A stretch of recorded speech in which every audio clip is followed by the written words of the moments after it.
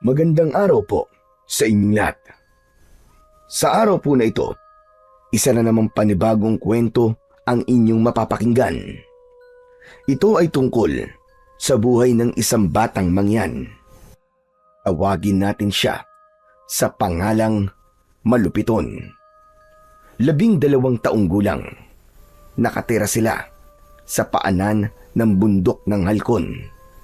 At doon ay tahimik na namumuhay kasama ang kanyang mga katribo. Ngunit isang araw, ang katahimikan yon ay biglang nasubok nang mabalitaan nilang may mga illegal loggers na naninira at namumutol ng mga punong kahoy sa nasasakupan nilang gubat. Ang gubat na yon ang siyang pinagkukunan nila ng kanilang mga pagkain at ito rin ang kanilang nagsisilbing tahanan. Pero hindi lang paninira ang kanilang ginagawa. Dahil isang araw, pati ang kanilang payapang pamumuhay ay kanilang ginulo. Dito na, haharapin ni Malupiton ang kanyang kapalaran, ang maging tagapagtanggol ng kanyang tribo.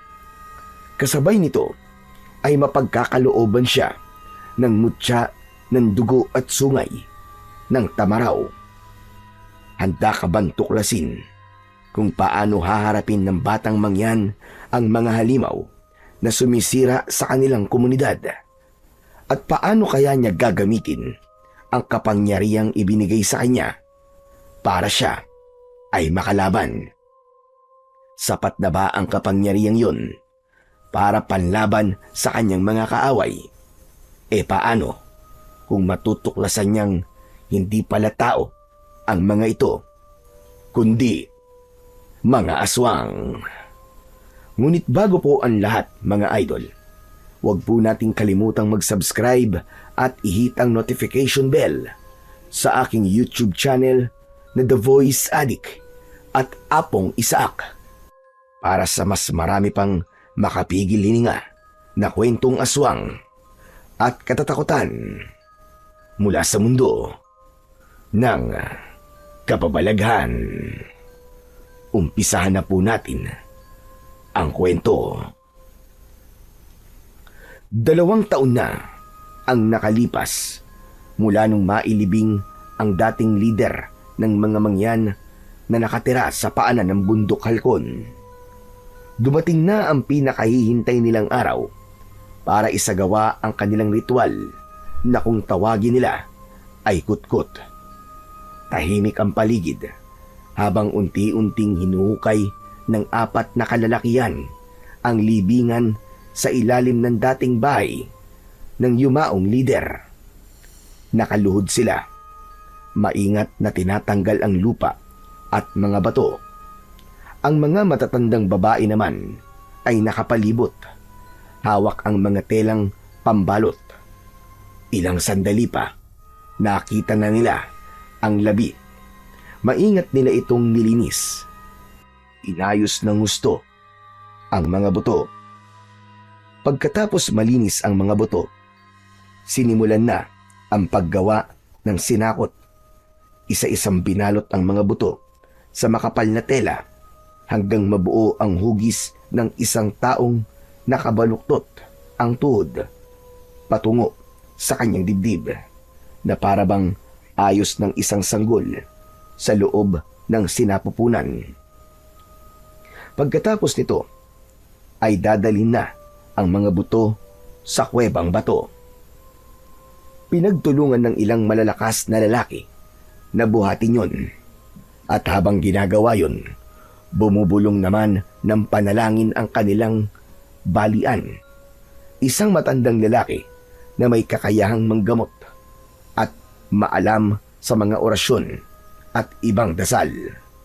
Siya ang gumagabay sa ritual upang masigurong ligtas ang espiritu sa paglalakbay nito. Layunin nilang ilagak ang mga buto sa isang sagradong kuweba na kanilang pinaniniwalaang daanan ng mga espiritu patungo sa lupain ng kanilang mga ninuno. Sa kanila, ang kuweba ay banal at mahigpit na ipinagbabawal na galawin ng mga hindi kabilang sa kanilang tribo. Bawal ding pumasok, lalo na kapag hindi pinahihintulutan. Habang papunta sila sa kuweba, tumutunog ang mga gong at nagsimula ang sayaw na tarok. Kasunod ng mga sumasayaw ay ang mga kababaihang may dalang mga basket na puno ng prutas, palay at mga bulaklak na ihahandog para sa espiritu ng yumaong lider. Kabilang sa naglalakad ay ang magkaibigang si Malupiton at ang kaibigan niyang si Balong. Tahimik nilang sinusundan ang prosesyon. Si Malupiton ay anak ng kasalukuyang lider na si Lakan Daturos at lolo niya rin ang kasalukuyang inilalagak sa huling hantungan. Tahimik lamang si Malupiton habang pinagmamasdan ang ritual, ngunit ilang sandali pa ay nagsalita si Balong. "Kumusta ka na ngayon? Ayos ka lang ba, Malupiton?" Oo naman, ayos lang ako kahit medyo malungkot. Kasi naaalala ko na naman si Lolo eh. Kaso, ganun talaga eh. Sadyang mahiwaga ang buhay. Kailangan natin tanggapin na hindi habang panahon makakasama natin ang mga mahal natin. Yun nga lang, talagang nakakalungkot talaga. Kaya nga eh, nakakalungkot na wala na siya. Isa pa naman siyang magaling na leader. Mas mabait siya kumpara sa tatay mo na napaka-istrikto at saka madamot. Hoy, hindi naman madamot ang ama ko ah. Sadyang may mga pagkakataon lang na kailangan magtipid. Kasi 'di ba, hindi maganda yung mga ani natin itong mga nakaraang buwan. Tapos, nagka-landslide pa. Kaya sarado yung daan papuntang palengke. Hindi tuloy makapagbenta yung mga kasama natin sa tribo. Pasensya ka na, Malupiton ha. Naikukumpara ko lang naman sila kasi yung lolo mo, sa mga panahong ganito na nagigipit tayo, siya talaga ang gumagawa ng paraan para hindi tayo magutom, di ba? Kahit mahirap, nagagawan pa rin niyang magbigay at magpakain sa mga tao. Alam ko ang sinasabi mo at naiintindihan ko. Kaya lang wala na tayong magagawa. Magkaibang tao talaga sila eh. Oo nga, pero alam mo, bilib talaga ako sa lolo mo. May naikwento sa akin si tatay. Hindi ko lang alam kung alam mo ha. Ang sabi, halos kasing edad pa lang daw natin siya noon. Naging Lakan na siya. At siya ang naging pinakabatang leader sa buong tribo. Marunong na siyang manguna sa mga tao. Tapos sabi pa, magaling daw siyang mangaso kahit bata pa. Alam ko yan. Siyempre, si Lolo yung pinag-uusapan natin eh. Natural na alam ko yun. Ikaw talaga oo. Alam mo, idagdag mo pa dyan yung sabi ni Ama na napili si Lolo na maging leader dahil siya mismo ang nagligtas at nagtanggol sa tribo laban sa mga masasamang dayo noon. Ang galing no? Paano kaya niya nagawa yun? May alam ba sa mahika ang lolo mo? Ang alam ko marunong. Talaga? Oo. Pero atin-atin lang to ah. Sekreto lang kasi namin yun ni tatay at lolo eh. Marunong siyang gumamot. Katulad ng mga matatandang balian o manggagamot dito sa tribo. Marunong din siya sa ilang kakaibang ritual. Kaya rin niyang mangulam o magsaway. Yung pagbabalik ng sumpa sa pinagmulan nito. Hala, ang galing pala talaga niya. Nakakabilib. Mukhang wala na talaga makakapantay sa kanya. Sayang talaga. At wala na siya. Oo, sayang talaga. Pero kahit wala na siya, gusto kong maalala siya bilang isang taong hindi lang basta leader, kundi isa ring mabuting lolo. Lahat ng alam ko ngayon, sa kanya ko natutunan at nalaman. May mga sikreto siyang sinabi sa akin na hindi alam ng iba. Teka, may alam ka mga sikreto? Ano yun? Sabihin mo naman sa akin oh. Hindi pwede, magagalit ang lolo ko. Ito naman, nagmana ka talaga sa tatay mo, madamot. Grabe ka naman, Balong. Hindi lang talaga pwede kasi nga baka magalit ang kaluluwa ni lolo sa akin kapag sinabi ko to sa iba. Ganun? Sige na nga. Hayaan na lang. Pero totoo ba talagang marami ka natutunan sa kanya? Oo naman. Bakit di mo gamitin? Bakit hindi mo ipakita sa mga tao yung mga natutunan mo para makita nila na magaling ka rin? At para hindi na rin ako napapagod na magtanggol ng magtanggol sa'yo. Magtanggol? Teka, bakit naman? Iyan tayo eh. Ikaw kasi, palagi ka na lamang nagkukulong sa bahay. Kaya ang tingin sa'yo ng mga katribo natin ay mahina at walang alam. Hayaan mo sila. Ayoko nung sinasabi mo na kailangan kong ipagyabang kung ano ang meron sa akin. Hindi. Basta ako, ang gusto ko ngayon ay mag-aral at magpakadalubhasa ng sikreto lang. Naku, sinasabi ko sa'yo malupiton. Mas mainam na mailantad na kung gaano ka kagaling. Alam mo kung bakit? Bakit? Sige nga. Narinig ko sa usapan na kapag dumating daw ang panahon na kailangan ng palitan ng tatay mo, malamang sa malamang ay sa ibang pamilya na maghahanap ng kapalit niya. Dahil hindi ka raw talaga nila nakikitaan ng mga katangiang pwedeng maging leader. Kasi mahina ka raw eh. Hindi ako mahina, Balong. Napayuko si Malupiton. Batid niya ang sinabi ng kanyang kaibigang si Balong.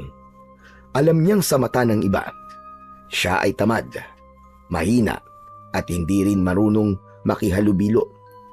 Lagi lang nasa loob ng bahay, lalo na nung buhay pa ang kanyang lolo. Ang hindi alam ng karamihan, kaya siya nagkukulong noon, ay para kulitin ang kanyang lolo na turuan siya ng mga lihim na kaalaman ng mga balian. Nagpatuloy ang pang-aasar ni Balong, ngunit sa halip na sumagot pa, ay tahimik na lamang ang batang si Malupiton. Huminto na rin sila sa paglalakad dahil narating na nila ang bukana ng kuweba. Tumingin siya sa sinakot na unti-unti nang ipinapasok doon. At sa sandaling yun, nanumpa siya sa labi ng kanyang lolo na balang araw, ipapakita niya sa lahat na mali ang tingin nila sa kanya. Ilang sandali pa ay natapos na ang ritual. Matapos mailagak ang sinakot sa pinakaloob ng sagradong kuweba, isa-isa nang nagsiuwian ang mga tao. Sumunod na rin si Malupiton sa agos ng mga taong pauwi. Ngunit sa halip na umuwi sa bahay ng kanyang ama, ay dumiretso siya sa bahay ng kanyang lolo. 2 taon din nilang hindi napasok ang bahay na yon, simula nang mamatay ang matanda. Ayon sa kanilang kaugalian, ang bahay ng patay ay bawal pasukin o tirihan ng mga kamag-anak hanggat hindi nilalagak sa sagradong kuweba ang kanyang sinakot. Mabigat ang pakiramdam niya habang inaakyat ang hagdan papasok sa bahay. Parang bawat pagakbang niya ay naaalala niya ang kanyang lolo. Naaalala niya ang mahinahon nitong tinig kapag sinasalubong siya. Naaalala niya ang mga gabing magkasama silang nakaupo sa harap ng apoy habang nagkwekwentuhan ng mga kasaysayan ng kanilang tribo. Ngunit sa oras na yon, katahimikan ang sumalubong sa kanya. Nang makarating siya sa punong hagdan, napansin ni Malupiton na bukas ang pinto. Marahan siyang pumasok at doon niya nakita ang kanyang ama na nakaupo sa gilid ng isang lumang baul. Hawak nito ang isang pirasong punyal na pag-aari ng kanyang lolo. Nagulat si Malupiton nang makita ang ama na umiiyak. Hindi pa niya ito nakita sa ganoong kalagayan kahit minsan. Ni noong araw na natagpuan nilang malamig na ang bangkay ng lolo niya, ni isang patak ng luha ay hindi bumagsak mula sa kanyang mga mata. Ngunit nang mapansin siya ng ama, agad nitong pinahid ang luha at pinilit na magmukhang matatag. Aba, nandito ka na pala. Bakit hindi ka dumiretso sa bahay? May konting salo-salo doon Dumaan lamang po ako dito. Kasi po, nangungulila po ako kay Lolo eh. Tumabi ang bata sa kanyang ama. Napatingin siya sa lumang baul na nakabukas. Nakasalansan doon ang ilang mga gamit ng lolo niya. Mga lumang itak, balabal, at ilang kahoy na palamuti. Ano pong ginagawa niyo sa mga gamit ni Lolo? Tinitignan ko lang. Kasi parang naririnig ko pa rin ang boses niya kapag nahahawakan ko ang mga ito. Nangungulila rin po kayo sa kanya? Ako po kasi, palagi ko pa rin po siyang iniisip eh. Oo naman. Pero anak, hindi tamang palagi natin siyang iisipin. Kailangan na nating magpatuloy. Hindi pwedeng puro alaala na lang. Kailangan nating kumilos para sa ating tribo. Ano pong ibig niyo sabihin? Simula bukas, anak, tuturuan na mga batang 10 taong gulang pataas kung paano mangaso at humawak ng sibat. At kasama ka roon. Ako po? Pero di ba po, nung si Lolo ang leader, hinahayaan lang po niya kami maglaro?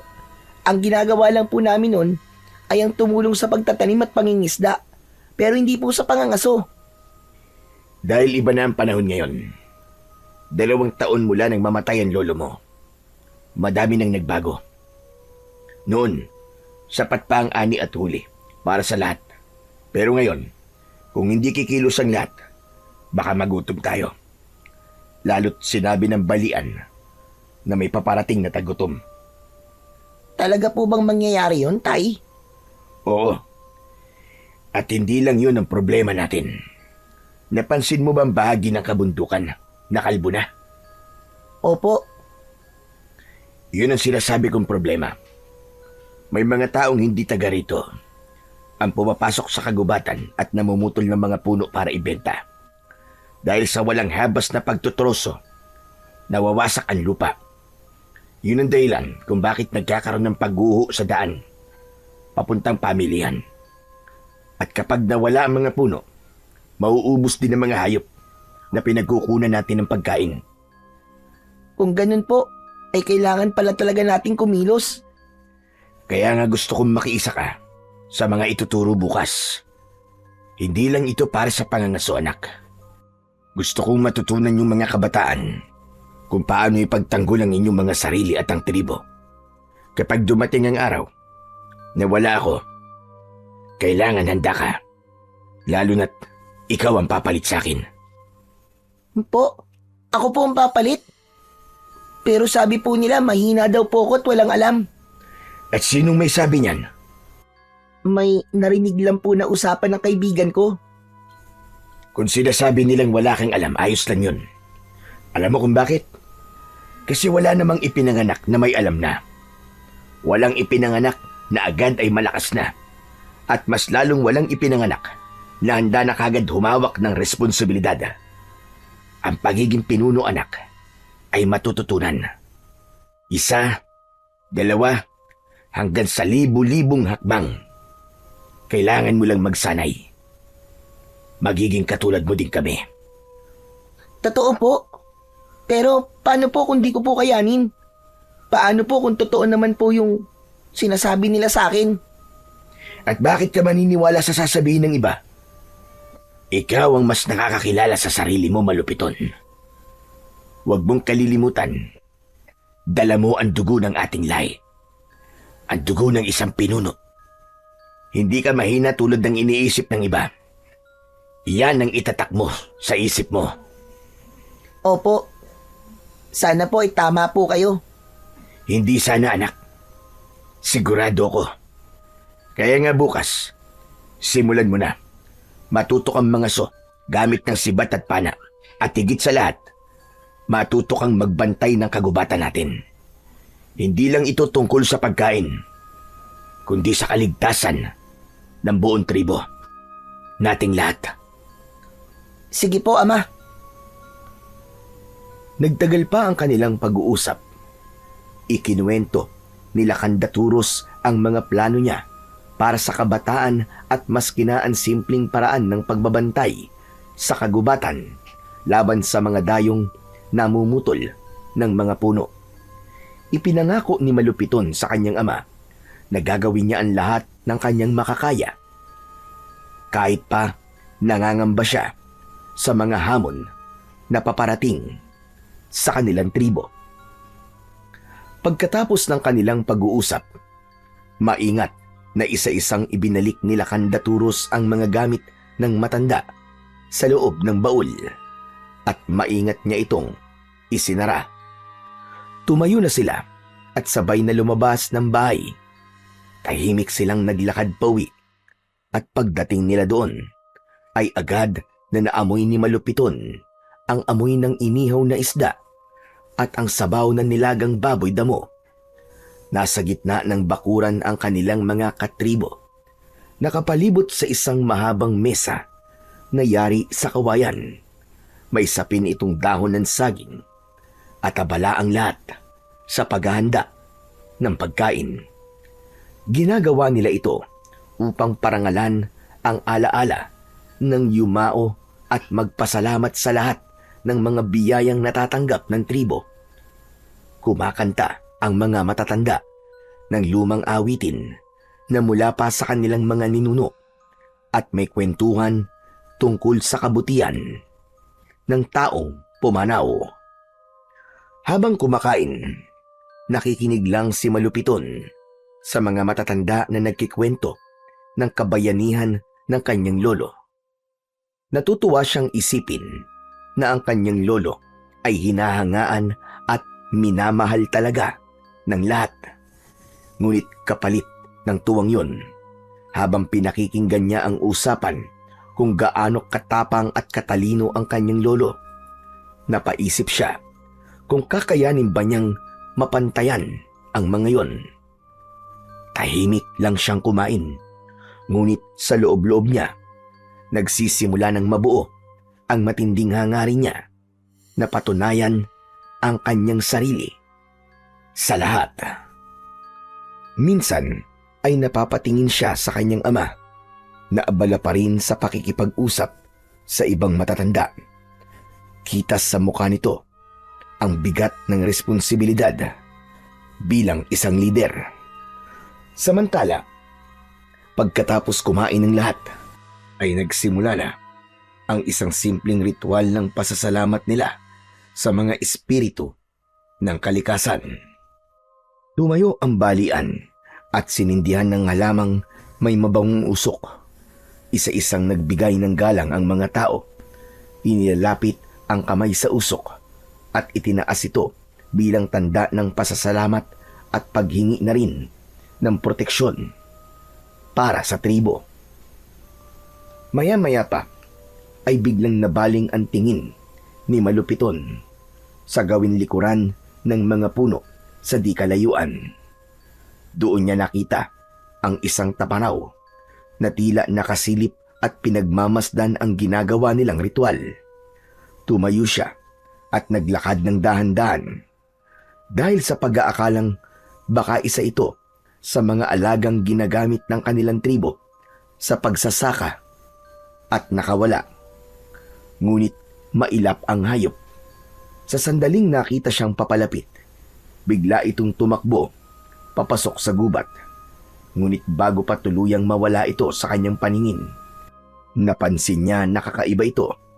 May makapal at makinang na kulay gintong balahibo ito sa batok. Noon lang siya nakakita ng ganun.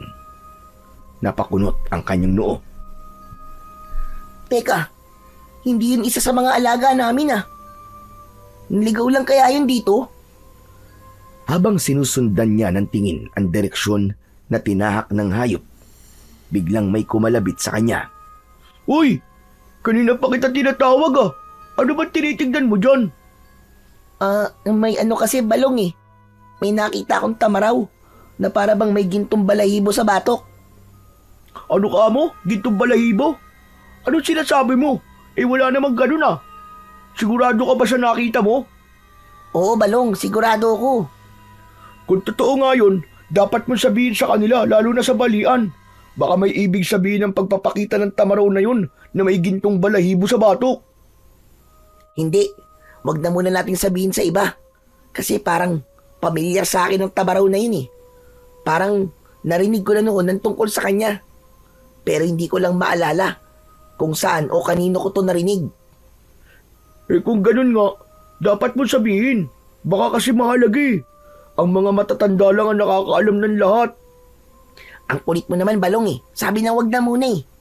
Saka ko na lang sasabihin kapag naalala ko na ang tungkol sa kanya. Ewan ko sa'yo, pero para sa akin, mas ligtas kung ipapaalam na natin. Anong ligtas? Bakit sa tingin mo ba? Kaya tayong ipahamak ng Tamaraw na yon? Hindi salot ang anumang hayop. Wala pang Tamaraw na nananakit sa atin. Sige na nga, sikreto na nga lang muna natin. Hindi naman ako mananalo sa'yo eh. Nakumbinsi ni Malupiton ang kanyang kaibigan ni si Balong sa kanyang gusto. Ngunit bago pa matapos ang kanilang usapan, biglang nagbago ng paksa si Balong. Alam mo na ba yung tungkol sa plano ng Lakan? Na pati yung mga bata ay sasabak na sa pangangaso? Ha? Oo, alam ko na. Sinabi niya na kanina. Pero hindi naman niya sinabi sa akin na sasabak tayo sa pangangaso. Ang batid ko, tuturuan at sasanayin lang niya tayo na humawak ng mga gamit sa pangangaso. Sus, doon na rin pupunta yun eh. Ano ka ba? Kaya tayo sasanayin ay dahil pati tayo kailangan na rin mangaso. Kailangan na rin nating pakainin ang buong tribo. Sa bagay, tama ka. O di ba? Pero sa totoo lang, hindi naman ako tutol. Hindi rin ako kinakabahan kasi alam mo na, hindi naman ako mahihirapan eh. Alam kong kaya ko, kahit ano pa ang ituro nila. Ganun ba? Oo! Madali lang naman matutong gumamit ng pana at palaso eh. Sisiw lang din sa akin ng pagbato ng sibat. Naku, sinasabi ko na sa'yo. Ako ang magiging pinakamagaling bukas. Oo nga, Balong. Siguro nga. Anong siguro nga? Hindi ka ba bilib sa akin? Eh ikaw, kaya mo ba? Ha? Ewan ko. Hindi ko pa alam kung kaya ko eh. Naku, wag mong alalahanin yun. Basta nandito ako, tuturuan kita. Kasangga mo yata ako.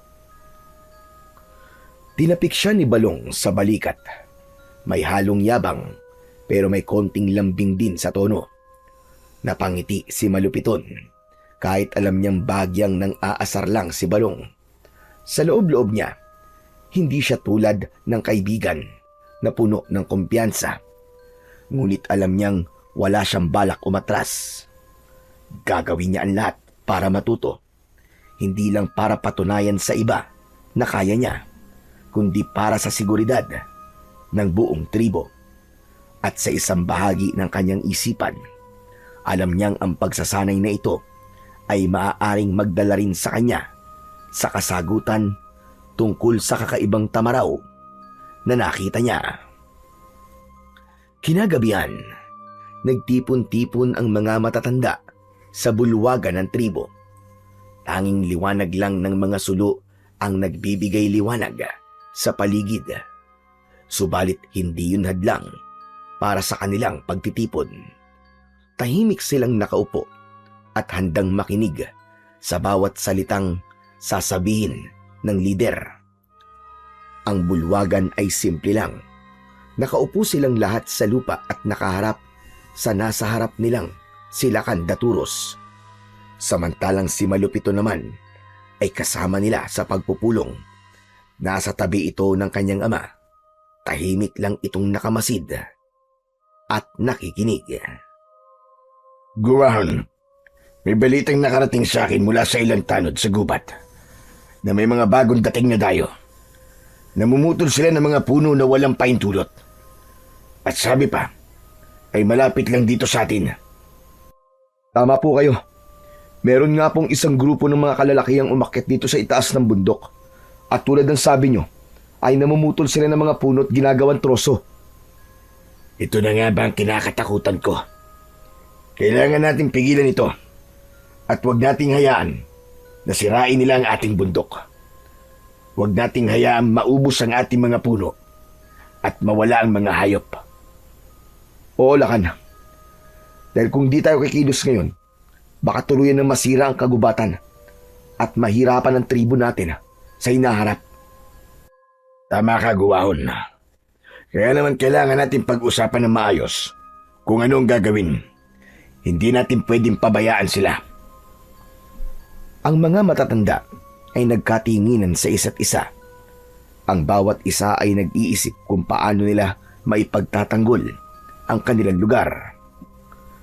Kung ganun, Lakan, ano po ang plano natin? Magbabantay po ba tayo sa kagubatan? Hindi sapat ang magbantay lang, Guwahon. Kailangan natin silang makaharap.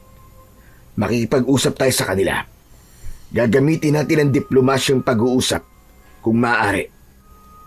Lisanin nila ang lugar natin at ihinto ang pagsira sa kalikasan. At kung hindi sila makinig sa atin, Lakan? Kung hindi, handa tayong gumawa ng paraan para mapigilan sila. Hindi natin hahayaan na masira ang ating bundok at ang mga pinagkukunan natin ng pagkain. Ngunit sana, hindi na umabot sa ganun. Mas maganda na malutas natin ang bagay na to nang walang gulo. Tama po kayo, Lakan. Mas mainam nga po na maayos ang usapan. Ngunit, dapat din po tayo maganda. Baka kailangan nating ipakita ang kakayahan ng tribo para maipagtanggol ang ating tahanan. Eksakto. Kaya simula bukas, sisimulan na natin ang pagsasanay sa mga kabataan sa paggamit ng pana at sibat. Kailangan natin maging handa bago tayo humarap sa kanila. Hindi natin alam kung sino sila o kung ano ang kakayahan ng mga dayo na yon. Sandali lang po. Pati po ba kaming mga kabataan ngayon ay balak niyo na pong isama kung sakali pong magkaroon ng gulo? Tama po ba ang pagkakaintindi ko? Oo. Kailangan na ninyong matuto habang bata pa kayo.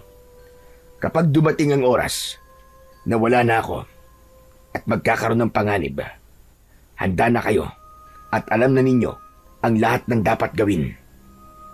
Pero ama, hindi ganyan ang sabi ng lolo noon. Ang sabi po niya, ang mga bata ay hindi para sa karasan. Biglang tumahimik ang loob ng bulwagan. Matapos sabihin ito ni Malupiton, ang lahat ng nasa paligid ay nagkatinginan. Maya-maya pa ay umugong ang mga bulungan. Malupiton, hindi mo dapat sinasagot ang Lakan ng ganito. Ipakita mo respeto sa kanyang pasya. Nire-respeto ko naman po ang pasya niya. Pero po, ang sinabi niya kanina ay tuturuan lamang kami sa paghawak ng mga sandatang ginagamit sa pangangaso. Hindi ko po alam, nasasanayin pala kami para sa karasan. Hindi lang sa hayop, kundi posibleng sa mga tao. Kayo po ba? Ayos lang po ba sa inyo na malalagyan ng dugo ang kamay ng inyong mga anak? Ang ugong sa bulwagan ay mas lalo pang lumakas at hindi nakaligtas sa kanyang pandinig ang sinabi ng ilan na wala siyang modong bata. Tanggap niya ang bagay na yon. Alam niyang kahit kailan ay hindi magiging maganda ang tingin sa kanya ng kanyang mga katribo. Ang tensyon ay mas lalong tumaas. Ngunit ang Lakan ay nanatiling tahimik. Pasensya na po. Hindi ko po sinasadya. Sinabi ko lang po kung ano nararamdaman ko. Anak, naiintindihan ko ang nararamdaman mo. Ngunit kailangan mong malaman na ginagawa ko to dahil yun ang alam kong tama. Sa ating tribo, may mga panganib na hindi pa nakikita ng mga katulad yung bata. Ikaw, kailangan mong makita yun para maintindihan mo kung bakit ito ang naging pasya ko. Ang kaalaman sa paghawak ng mga sandata ay hindi lamang para sa karasan o sa pagpatay ng tao. Para ito sa pagliligtas at kaligtasan ng lahat. Pero ama, huwag kayong mag-alala. Ihahanda namin ang bawat isa sa inyo. Hindi naman namin kayo isasabak sa isang sitwasyon kung hindi pa kayo handa. Tumahimik si Malupiton. Sinubukan niyang intindihin ang sinasabi ng kanyang ama. Nanatili siyang tahimik hanggat hindi maliwanag sa kanya ang lahat. Mga kasama, kailangan ko ang tulong nyo. Kailangan natin silang gabayan at turuan ng tama. Siguraduhin natin na maiintindihan nila ang responsibilidad, nakaakibat ng kaalaman sa mga sandata. Pero, paano kung tulad ng inyong anak ay matakot din ang iba? Normal lang ang matakot. Lahat naman ng tao natatakot sa bago at hindi pa natin alam. Subukan lang natin. Mas marami ang mawawala kung sakaling dumating ang panganib. Kung hindi tayo handa, maaaring mawala sa atin ang ating tirahan. Mawawala ang mga pinagkukunan natin ng pagkain at buhay. Kaya mahalaga na matutunan niyong ipagtanggol ang inyong sarili at ang ating tribo. Mas lalong umugong ang ingay sa bulwagan. Naging sari-sari ang palitan nila ng kanilang mga paniniwala. May sumasang-ayon at meron din namang hindi. Ngunit kahit ganon, napansin ni Malupiton ang mata ng kanyang ama na punong-puno ng determinasyon. Kahit ibang-iba ang paraan ng pamamalakad nito sa kanyang lolo, alam niyang ibang walang nais ang lakan, kundi ang kabutihan ng lahat ng kanyang nasasakupan. Simula bukas, sisimulan na natin ang pagsasanay sa kanila. Nagpatuloy ang usap-usapan at sa huli, walang nagawa ang lahat kundi ang sumunod sa pasya ng kanilang lakan. Alam nilang matalino at may malasakit sa tribo ito. Kaya kahit hindi lubos na naiintindihan ng lahat ang pasya, iginagalang nila ang kanyang utos. Pagkatapos ng mahabang pagpupulong, nagsimula ng mag-uwian ang mga tao. Tahimik na ring pumasok si Malupiton sa kanilang tahanan. Mabigat ang pakiramdam niya. Hinubad niya ang kanyang suot na abay at nagpalit ng bago. Nang matapos niyang linisin ang katawan, ay nahiga na siya sa kanyang higaan. Nakatingala siya sa bubong at iniisip kung ano ang magagawa ng isang batang katulad niya kapag nagkaroon ng kaguluhan. Tila paulit-ulit na bumabalik sa isip niya ang sinabi ng kanyang ama at ang mga bulungan kanina. Maya-maya pa, nang hindi makuha ang antok, bumangon siya at naupo sa tapat ng bintana. Sa labas ay tinanaw niya ang maliwanag na buwan at mga bituin sa langit. Kita din niya ang malahiganting anino ng bundok halkon. Napangiti siya sa magandang tanawin na yun. Guminhawa ang pakiramdam niya. Pero ilang sandali pa, biglang napansin niya ang isang nilalang na gumagalaw sa may kakahuyan. Agad siyang natigilan. Mula sa kanyang kinaroroonan, nakita niya ang isang tamaraw. Nakilala niya ito dahil sa kakaibang gintong balahibo nito sa batok. Matagal niya itong pinagmasdan. Ano kaya ang sadya niya dito sa tribo? Bakit kaya siya nagpapakita sa akin?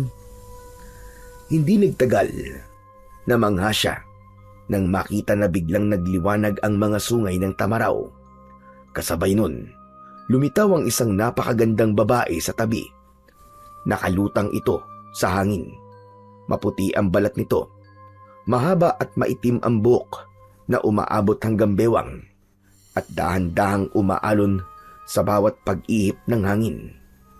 Ang kasuotan nito ay nagliliwanag dahil sa mga nakapalibot na mga alitaptap. Hala! May diwata! Pagkasabi nun, ay tila huminto ang lahat. Nakatingin lang siya sa dalawang nilalang. Ngunit maya-maya pa, ay naglaho ang babae na parang usok. At ang tamaraw naman ay tumalikod at naglakad pabalik sa gubat hanggang sa tuluyan na itong nawala sa kanyang paningin. Nanatiling nakatitig ang bata sa gubat kahit wala na ang mga nilalang. Tama. Hindi ako maaaring magkamali. Diwata nga yun. Nagpakita sa akin ng isang diwata. Kailangan malaman ito ni Ama. Pagkasabi nun, ay tumayo siya. Kakausapin na sana niya ang kanyang ama, pero bigla siyang natigilan nang maalala ang kwento ng lolo niya tungkol sa alamat ng isang tamaraw na inaalagaan ng isang diwata ng kagubatan. Ayon sa kwento, taglay ng hayop na ito ang isang makapangyarihang mutya na nagbibigay ng pambihirang kapangyarihan sa sino mang makakakuha nito. Ngunit bago makuha ang mutya, kailangan munang mamatay ng hayop. Wala siyang matandaan na panganib na nabanggit ang kanyang lolo tungkol dito. Ngunit malinaw sa kanya na isang biyaya ang pagpapakita sa kanya ng diwata. Sa kabila nito, ipinilig niya ang ulo niya dahil hindi naman siya naghahangad ng kapangyarihan at lalong ayaw niyang magkaroon nito dahil takot siyang magamit niya ito sa kasamaan. Ang tahimik na pamumuhay ay sapat na para sa kanya.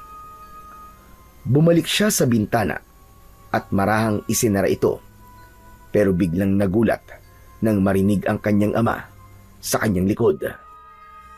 Bakit hindi ka pa natutulog, malupiton? Wala po, Ama. Tinitignan ko lang po ang kalangitan. Maganda ang gabi. Malinaw ang buwan at tahimik ang kagubatan. Pero dapat ay nagpapahinga ka na. Maaga pa ang pagsasanay bukas. Opo, Ama. Pasensya na po. Sandali.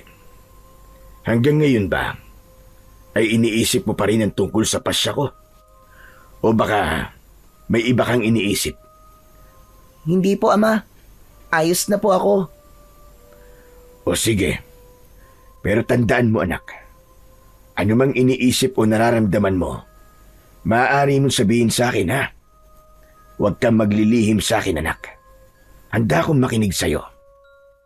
Opo, Ama. Tatandaan ko po ang inyong sinabi. Matapos yun, tinapik siya ng lakan sa balikat at lumabas na ng silid. Humiga na rin siya pagkaraan ng ilang sandali at ipinikit ang kanyang mga mata. At sa huling pagkakataon, bago tuluyang makatulog, nanatili sa isip niya ang liwanag ng sungay ng tamaraw at ang anyo ng diwata. Ilang oras ang nagdaan, biglang may humawak sa kanyang pisngi.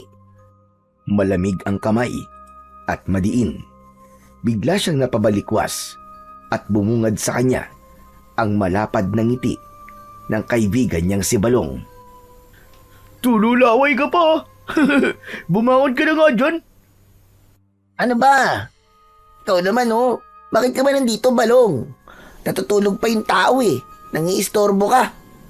Anong istorbo sinasabi mo? Hoy, malupiton! Alam mo bang kaya ako nandito ay dahil inutusan ako ng lakan, nagisingin ka na dahil malapit na magsimula ang pagsasanay. Kaya bilisan mo, bumangon ka na dyan. Bago pa ang mismong lakan ang gigising sa'yo. Bahala ka. Pagagalitan ka na naman nun. Napabuntong hininga ang bata at umupo sa higaan. Oo na, sandali lang. Mabilis siyang naganda, naghilamos, nag-ayos ng buhok at nagpalit ng malinis na abay o bahag na gawa sa balat ng puno. Bilis na, ang bagal-bagal mo talaga kumilos kahit kailan. Oo na, tapos na. Mabilis silang lumabas ng bahay at tumakbo patungo sa maluwag na bakuran sa gitna ng nayon, kung saan nakita na nilang nakahanda ang mga pana at sibat at mga target na yari sa puno ng saging. Naroon na rin ang iba pang mga kabataan. Abala na sila sa pag-aayos ng kanilang mga kagamitan. Ang mga matatandang mandirigma na magtuturo sa kanila ay nakapwesto na din sa may harapan. Mga anak ng ating tribo, ngayon ay sisimulan natin ang inyong pagsasanay. Handa na ba kayo? Agad na sumagot ang mga bata. Nakahanda na sila. Agad na sinimulan na ang unang bahagi ng pagsasanay. Tinuruan sila sa paggamit ng pana. Maingat na ipinakita ng isa sa matatanda ang wastong posisyon ng katawan at kamay. Ikaw na, Malupiton, ang unang sumubok. Ha? Ako po? Pero... Sige na, Malupiton, kaya mo yan. Anak ka ng lakan, kaya alam kong kayang-kaya mo yan.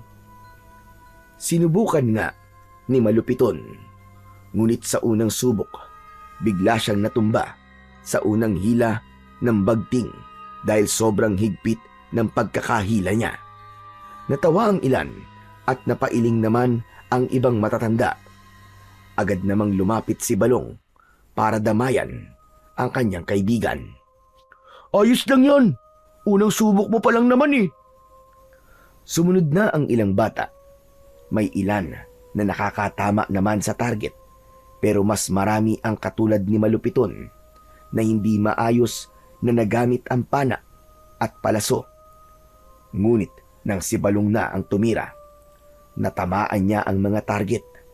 Mabilis na humanga ang iba dahil sa husay niya sa paghawak at pag-asinta, lalo na't 3 beses niyang nasapul ang gitna ng target. Sa kabilang banda, ilang ulit pang nagkamali ang anak ng lakan. Minsan ay sobrang baba, minsan naman ay sobrang taas ang tama. Ngunit hindi siya sumuko, maski ilang beses siyang palihim na pagtawanan ng mga naroon. Nang matapos ang pagsasanay, nilapitan niya si Balong at binati.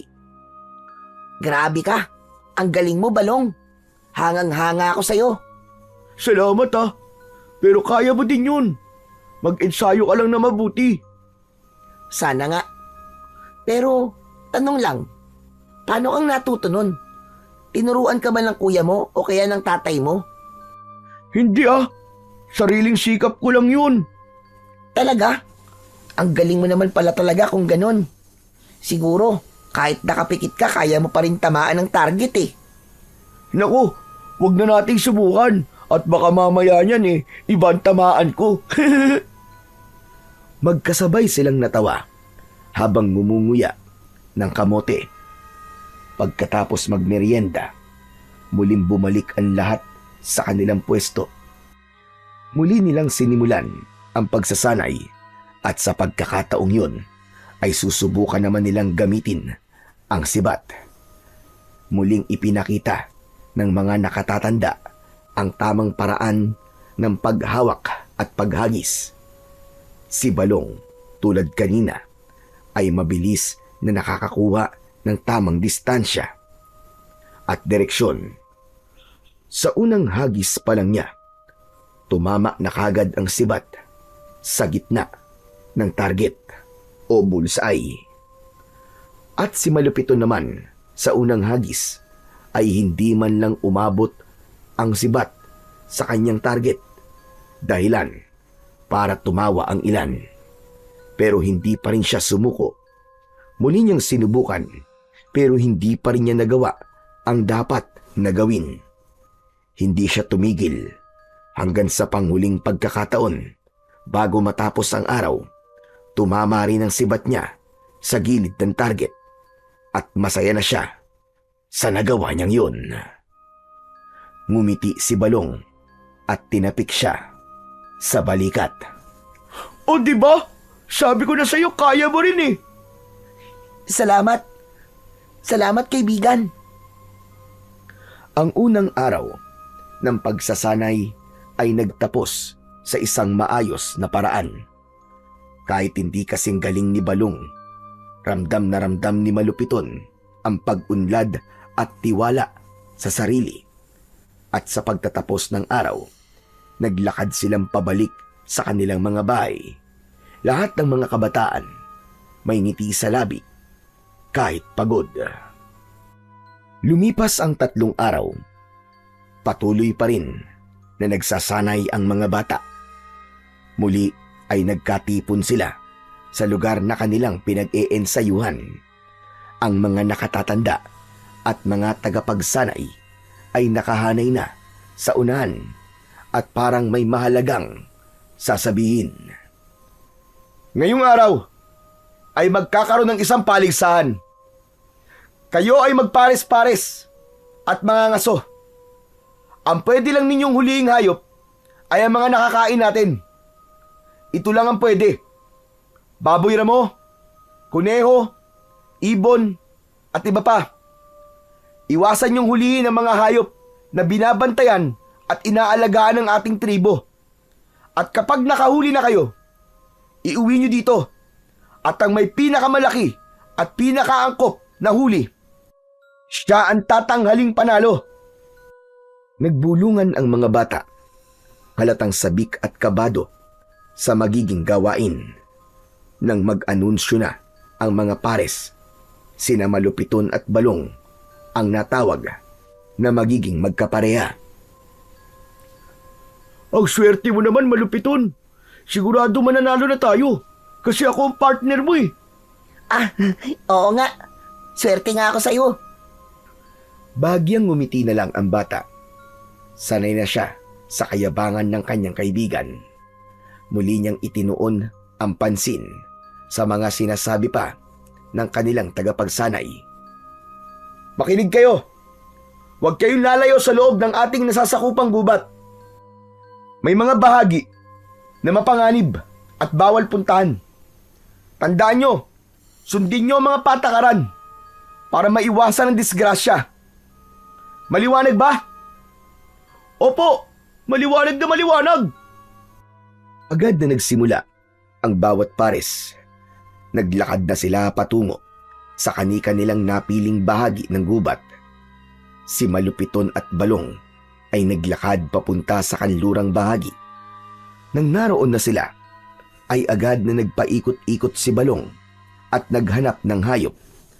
Ngunit ni isang kuneho o ibon ay wala siyang nakita. Pabihira naman yan oh. Ano ba ito napuntahan natin? Wala man lang kahit maliit na hayop. Sayang lang ang oras natin dito. Wala tayong mahuhuli. Maghintay pa tayo ng kahit konti lang, Balong. Ganun naman talaga kapag nangangaso, di ba? Kailangan, matyaga ka. Hindi natin kailangan magtyaga dito, Malupiton.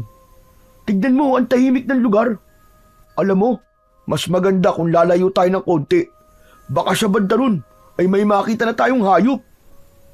Hindi pwede, Balong. Di ba sabi nila dito lang tayo sa loob ng nasasakupan natin? Baka mapahamak tayo kung lalayo tayo. Hindi yan. Bakit? Malalaman ba nila? Hindi, pero nasa panuntunan ng paligsahan na hindi tayo dapat lumayo, di ba?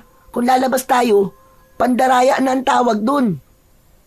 Naku, ang dami mo pa sinasabi. Halika na. Huwag, Balong. Alam ko na. Natatakot ka, no? Kung natatakot ka, dito ka na lang. Ako, lalayo na. Hindi na napigilan ni Malupiton ang kanyang kaibigan. Naglakad na palayo si Balong.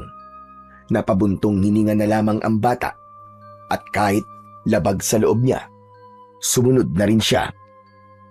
Ilang minuto pa lang silang naglalakad ay biglang may narinig na silang kaluskos sa may gawing unahan. At mula sa likod ng mga puno, may lumabas na baboy ramo. Ayun! Nakikita mo ba nakikita ko? Meron na tayo may uuwi! Ayos! Bago pa siya masaway ni Malupiton, ay mabilis nang tumakbo si Balong palapit sa hayop. Muli niyang hinawakan ito, pero hindi siya ulit pinakinggan. Tumakbo ang baboy ramo nang makitang may papalapit sa kanya. Hinabol ito ni Balong. Hintay! Sandali lang, Balong! Ngunit naging mabilis palalo ang takbo ni Balong hanggang sa tuluyan na itong naglaho sa kanyang paningin. Binilisan na rin niya ang pagtakbo habang patuloy na isinisigaw ang pangalan ng kanyang kaibigan.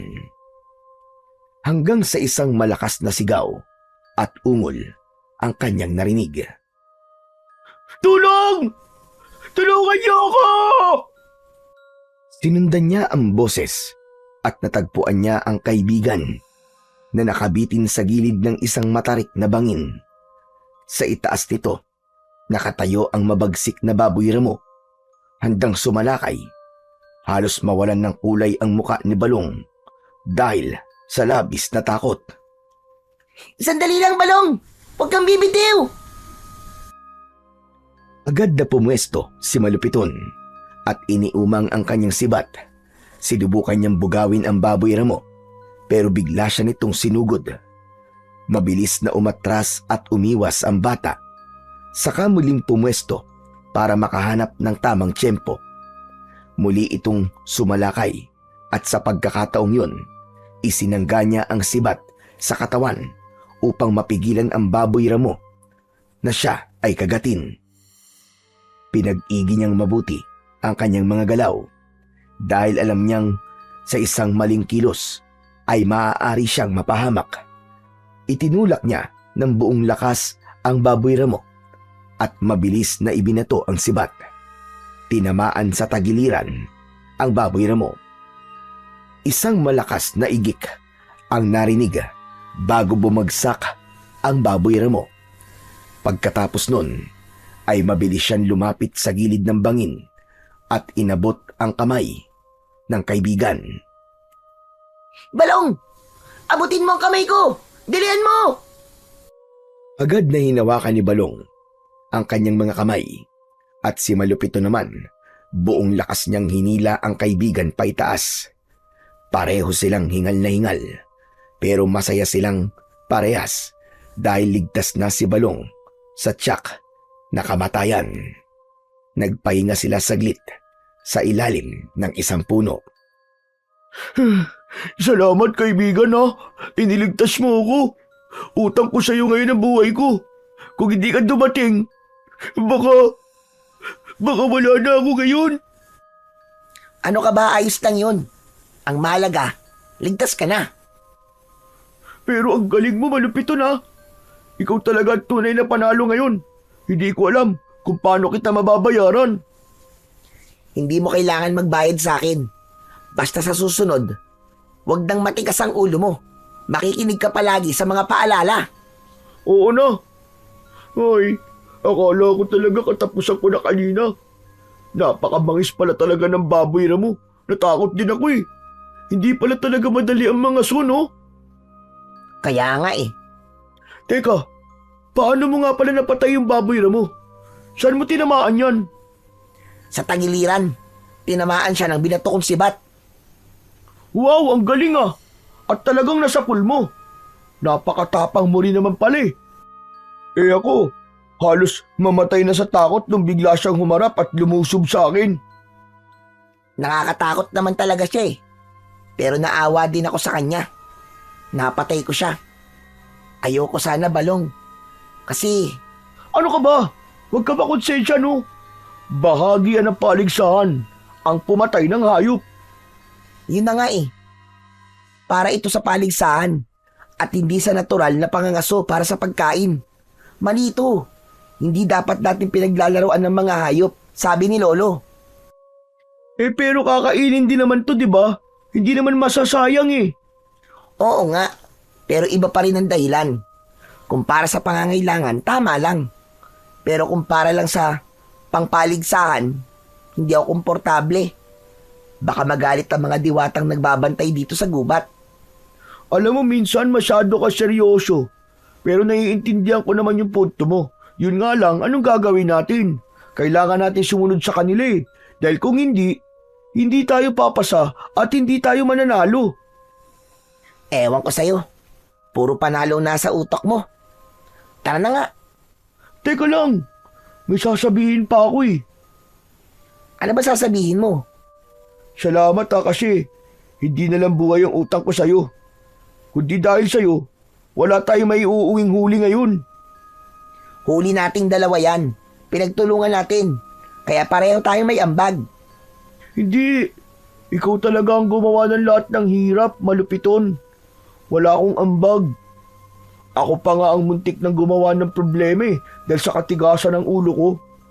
Kaya naman, pagdating natin dun, sasabihin ko sa lahat na magaling ka din. Ay hindi, sasabihin ko sa kanila na ikaw talaga ang pinakamagaling. Hayaan mo na nga yun kung ano-ano pa sinasabi mo eh. Mabuti pa, tara na, umuwi na tayo. O sige na, buhatin na natin itong baboy mo. O sige, partner. Binuhat nila ang baboy, pero sobrang nahirapan sila.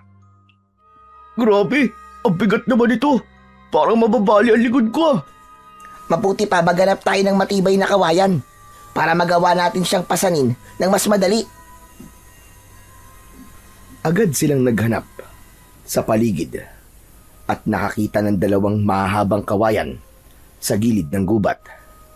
Pinutol nila ito at ikinrus sa ilalim ng baboy ramo sa katinalian ng matibay na hibla ng yantok para hindi mahulog ang huli. Pagkatapos, sabay nilang ipinatong sa kanilang mga balikat ang dalawang dulo ng kawayan. Ano ba yan? Mabigat pa rin Mas mabigat kung buhatin natin na walang ganito, di ba? Kaya tiisin mo na lang. Habang naglalakad pabalik, madalas silang tumigil para magpahinga. Pawis na pawis at hingal na hingal sila. Nang marating nila ang komunidad, napansin nilang lahat ang iba pa nilang mga kasama ay naroon na at lahat sila ay may dalang mga huli, mga ibon, kuneho at maliliit na isda. Nagkukumpulan sila kasama ang ilang matatanda. Abala sa pagtingin sa nahuli ng bawat grupo. Ngunit pagpasok nila sa sentro, agad na napatigil ang lahat. Halos sabay-sabay na napatingin ang mga tao sa kanila nang makita ang dala nila na malaking baboy ramo.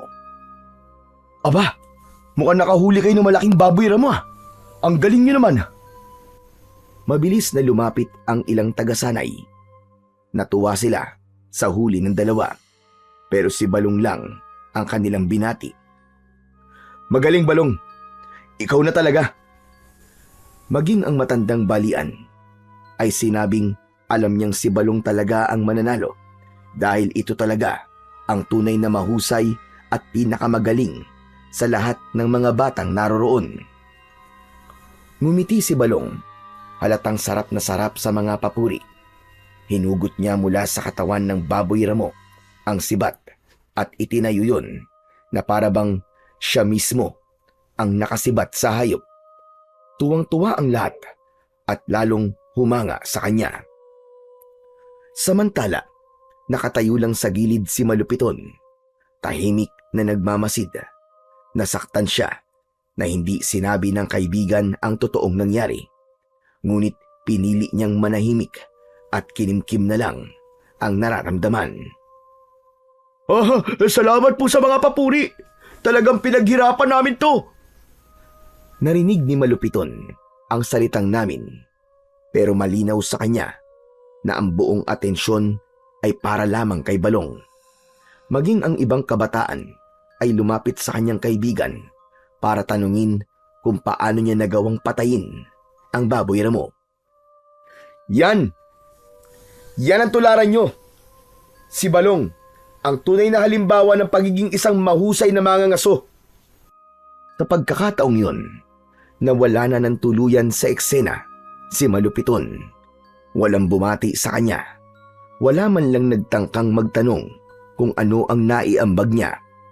Kaya naman, habang nagdiriwang ang lahat, ay mabigat ang kanyang dibdib. Pero sa kabila ng lahat, pinili pa rin niyang manahimik at umalis ng dahan-dahan patungo sa kanilang bahay. Hindi siya galit na si Balong ang pinupuri ng lahat. Ang masakit para sa kanya ay ang hindi pagsasabi nito ng katotohanan. Pagdating niya sa kanilang bahay, nadatnan niya ang katahimikan. Umupo siya sa harap ng kanilang maliit na mesa at uminom ng tubig. Pinikit niya ang kanyang mga mata at sa kanyang isipan, muling bumalik ang eksena sa bangin ang takot sa muka ng kaibigan niyang si Balong at ang baboy ramong sumalakay sa kanya. Napangiti siya nang maalala niya kung paano niya ibinuhos ang kanyang lakas para mailigtas lamang ang kaibigan. Para kay Malupiton, yun na ang gantimpala, ang malaman na sa oras ng panganib, nagawa niyang kumilos para sa kapakanan ng iba. Humiga siya sa banig. Unti-unti ay nadala na siya ng antok, pero bigla siyang naalimpungatan. Pagkaraan ng ilang oras, may narinig siyang kaluskos sa labas ng kanilang bahay. Agad siyang bumangon at sinilip kung ano ang nangyayari. Dahan-dahan siyang lumapit sa kanilang bintana. Nanlaki ang kanyang mga mata. May mga lalaking hindi niya kilala, nakasuot ng kakaibang damit. Ang ilan sa kanila ay may hawak na mga baril. May mga nakita siyang nakakalat na mga bangkay ng kanyang kasamahan. Hindi! Ano to? Ano nangyayari? Agad siyang napaluhod nang biglang may lalaking dumaan sa tapat ng kanyang bintana. Isang matangkad na lalaki na may mahahabang buhok at matatalim na mga mata. Naramdaman niyang nanikip ang kanyang dibdib dahil sa takot at nerbiyos. Mabuti na lang, dumiretso ang lalaki at hindi siya napansin. Ngunit biglang bumukas ang pintuan ng kanyang silid. Malupiton! Kailangan na natin umalis ngayon! Bilisan mo! Ano? Aalis? Bakit? Ano ba nangyayari, Balong? Mamaya ko na ipapaliwanag. Kailangan na nating umalis. Sandali lang. Sino ba kasi sila? Hindi ko alam kung sino, pero bigla na lamang silang sumugod dito. May dala silang kakaibang sibat na kayang pumatay kahit malayo. Wala silang pakundangan. Balak nila sakupin ang ating komunidad. Pero hindi natin pwedeng iwanan ng mga katribo natin. Mali ka. Kailangan na talaga natin makaalis ngayon din. Dahil kung di tayo aalis dito at mahuhuli tayong lahat, wala nang babalik para lumaban. Wala nang magliligtas sa ating mga kasamahan. Panay ang iling ni Malupiton. Hindi niya matanggap na iiwan ang kanyang ama at mga katribo. Ngunit mariing hinawakan ni Balong ang kanyang balikat at tumingin sa kanya ng diretso. Maniwala ka sa akin. Kung gusto mo silang iligtas, sumama ka sa akin. Sa wakas, napapayag si Malupiton. Bagaman mabigat sa kanyang puso na iwan ang kanyang mga kasamahan, kinuha niya ang kanyang sibat at ilang gamit na kaya niyang dalhin. Lumabas sila sa likurang bahagi ng bahay at nagmasid sa paligid. Nag-ingat upang hindi mahuli. Tahimik silang gumalaw, nakaluhod at bahagyang nakayuko. May mga naririnig pa rin silang putukan ng mga sigaw. Ilang beses silang napahinto kapag napapansin nilang may armadong lalaki sa malapit. Nagtatago sila sa mga likod ng mga puno o sa mga makakapal na damo. Makalipas ang ilang minutong pagtakbo, nakarating sila sa may gilid ng kagubatan. Tumigil sila saglit para mapakinggan kung meron bang humahabol sa kanila. Mukhang ligtas tayo dito, pero kailangan pa rin nating makahanap na mapagtataguan. Saan tayo makakahanap nun? Yun ang di ko alam. Baka pwede naman mag-isip ka din. Hindi yung puro ako lang. Ah, puro ikaw. Hindi ba yun naman ang gusto mo, yung puro ikaw? Bakit ka nagre-reklamo ngayon? Panindigan mo yan. Bahala ka sa buhay mo. Ano? Bakit ganyan ka magsalita? Tungkol ba to kanina? Oo, Balong, tungkol to kanina. At tungkol to sa laging nangyayari na pabida ka. Alam mo bang hanggang ngayon, hindi pa rin mawala sa isip ko ang ginawa mo kanina? Bakit mo hinayaan na isipin ng lahat na ikaw ang nakapatay sa baboy mo? Alam mo naman kung sino ang tunay na nakapatay sa kanya, di ba? Aba, galit ka pala. Bakit di ka nagsalita kanina? Di sana, ipinagsigawan mo na ikaw ang nakahuli. Mas madali yun, kaysa ako magpaliwanag ng lahat, di ba? At sa palagay mo ba, kapag ginawa ko yun, maniniwala sila sa akin? Problema mo na yun. Tsaka, meron din naman akong ambag dun ah. Kung hindi kita tinulungan na maiuwi ang baboy mo, Malalaman ba nila na nakahuli ka? Hindi yun ang punto ko. Hindi mo sinabi ang totoo eh. Pinabayaan mo silang purihin ka ng purihin. Kahit na ikaw mismo, alam mong hindi ikaw ang gumawa nun. Puro ka naman reklamo. Eh kung ikaw kaya ang nasa kalagayan ko, matutuwa ka ba? Sana man lang, binanggit mo ang pangalan ko. Sana man lang, sinabi mo ang katotohanan. Utang na loob naman, Malupiton. Ano ba? Tama lang naman na sa akin ang lahat ng papuri eh. Bakit ka mo? Kasi nakasandal ka lang naman sa anino ko. Kung wala ako, wala kang tapang, mahina ka. Anak ka nga ng lakan, pero wala kang silbi. Totoo ang lahat ng sinasabi nila tungkol sa'yo. Hindi ka pwedeng maging sunod na lakan. Kupal ka ba? Ganun pala ang tingin mo sa akin, Balong. Akala ko pa naman kaibigan kita. Pero matagal ka na palang may kinikimkim sa akin. Hindi ba totoo naman? Tignan mo na lang ang sarili mo nga. Ako ang totoong nagdadala sa'yo. Ako ang matapang. Kung wala ako, kikilos ka ba? Kung wala ako, lalabang ka ba? Mas malakas ako kaysa sa'yo. Eh ikaw, ano ka? Anak ka lang ng lakan. Anak lang. Anino ka lamang ng tatay mo. Oo, anak lang ako ng lakan. Oo, hindi ako kasing lakas at mas lalong hindi mo ako kasing yabang. Pero kahit kailan, Balong, hindi kita pinag-isipan ng masama. Kahit kailan, hindi ako nagmalaki sa'yo. Tinuring kitang kapatid, Balong. Sa lahat ng pagkakataon, ikaw ang una kong iniisip. O ano? Ako na ngayon ang masama. Bakit? Nagsabi lang naman ako ng totoo ah. Masakit bang marinig ang katotohanan na wala ka naman talaga silbi? Wala silbi? Hindi ba't bunti ka nang mamatay sa bangin kung di ako dumating? Natigilan si Balong. Hindi agad siya nakapagsalita at tila napahiya. Pero imbis na magpakumbaba, pinilit pa rin niyang panindigan ang kanyang kayabangan.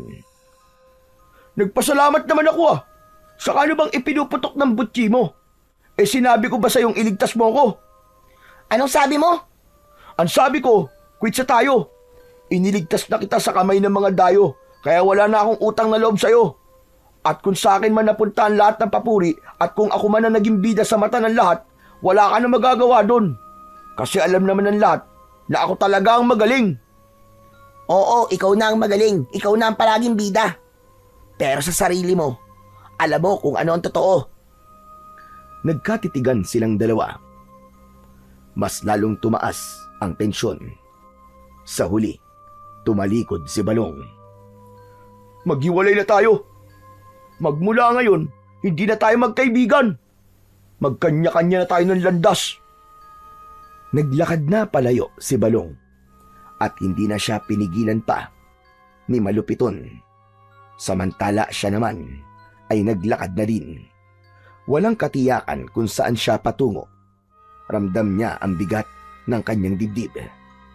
Hindi lang dahil sa galit, kundi dahil na rin sa lungkot. Habang lumalayo, napansin niya ang mga kalalakihang hindi niya kilala. Ang kanilang mga kasuotan ay kapareho ng mga taong sumalakay sa kanilang tribo. Nagtago siya sa likod ng puno at pinagmasdan niya ang ginagawa ng mga ito. Namumutol sila ng mga punong kahoy. Marami na silang nasisira, mga malalaki at maliliit na puno. Wala silang pakundangan sa pagsira sa kalikasan. Para bang wala silang pakialam kung may mawawasak na tirahan ng mga ibon, hayop o kahit anong nilalang sa gubat. Maya-maya pa ay biglang may nagsalita. Sinabi nitong ang lugar na kanilang napili ay isang perpektong lugar para gawin nilang taguan. At doon ang gagawin nilang pugad. Napakuyom ang kamao ni Malupiton. Galit siya sa mga ito pero pinili niyang manatiling nakatago. Ayaw niya na magpadalos-dalos at mahuli ng mga dayo. Habang pinagmamasdan niya ang mga ito, biglang may lumapit sa kanyang tabi. Nakita niya ang tamaraw na ilang beses na ring nagpakita sa kanya. Nakatitig ito sa kanya at tila ba may gustong sabihin. Ikaw? Bakit? May kailangan ka ba? Tumango ng ilang beses ang Tamaraw at pagkatapos ay dahan-dahang naglakad palayo. Panay ang lingon nun, para bang inaanyayahan siyang sumunod. Nagdadalawang isip ang batang si Malupiton. Ngunit sa bandang huli ay pinili niyang magtiwala. Sinundan niya ito. Ilang sandali pa ay napansin niya ang daang kanilang tinatahak. Papunta ito sa direksyon ng Kuwebang Bato. At huminto sa harap ng Kuwebang Bato ang Tamaraw at itinutulak siya papasok sa loob ng kuweba. Teka, sandali lang. Teka, dito mo ba ako gustong magtago, Tamaraw? Muli siyang itinulak ng hayop gamit ang ulo nito. Naunawaan na talaga ni Malupiton na pinapapasok siya nito sa kuweba. Ngunit bago pa siya tuluyang makapasok, nakarinig siya ng mga yabag at sigaw. May mga taong tumatakbo, para bang may hinahabol. Kaya naman, binilisan niya ang kanyang kilos at pumasok na siya sa loob. Grabe, sobrang dilim naman dito. Wala na akong makita. Marahan siyang kumilos. Ayaw niyang makaapak ni isang libingan sa loob. Patawad po. Tabi-tabi po. Patawad kung pumasok po ako dito nang walang pahintulot. Huwag po sana kayong magagalit sa akin, ha? Patawad po talaga. Paulit-ulit niyang sambit sa kanilang mga ninuno na nakalibing doon. Nagpatuloy siya sa paglalakad hanggang sa marating niya ang dulo ng kuweba. Doon siya umupo. Niyakap niya ang kanyang mga tuhod at patuloy na umusal ng mahinang dasal para sa mga yumao. Maya-maya pa ay biglang may narinig siyang malakas na putok.